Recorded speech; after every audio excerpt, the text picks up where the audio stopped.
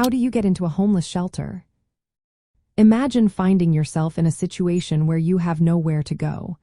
It can feel overwhelming, but there are resources available, like homeless shelters, that can help. So, how do you get into one of these shelters? Let's break it down step by step. First, you need to identify local shelters in your area. Each shelter may have different eligibility requirements based on the population they serve. Some cater specifically to men, women, families, or youth.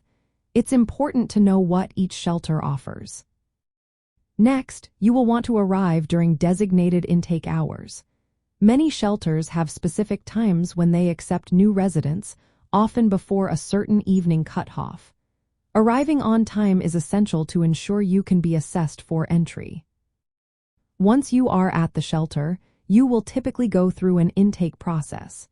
This involves providing basic information about yourself. Be ready to share details like your age, health status, and housing history if asked. This information helps the shelter staff understand your situation better. Most shelters requiring that you are at least 18 years old and willing to work towards ending your homelessness. You may also need to demonstrate your ability to manage basic self-care tasks. Some shelters may screen for contagious illnesses to keep everyone safe. During the intake interview, the shelter staff will explain their rules and available services. It is important to understand and agree to these rules. They may include guidelines about personal belongings and behavior expectations while staying there. If you face barriers, such as lacking identification documents, don't hesitate to ask for help. Outreach workers and community organizations can assist you in overcoming these challenges.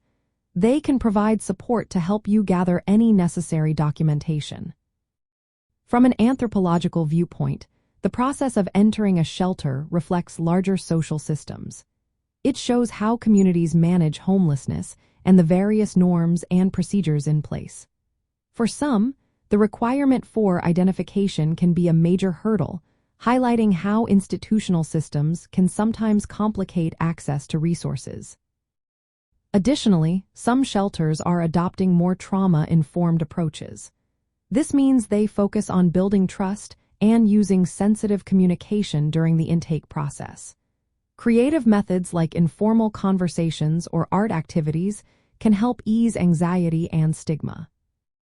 In summary, getting into a homeless shelter involves several practical steps. Identify local shelters, arrive during intake hours, provide necessary information, and agree to the shelter's rules. If you encounter barriers, seek assistance from outreach workers. By understanding this process, you can navigate the system more effectively and find the support you need.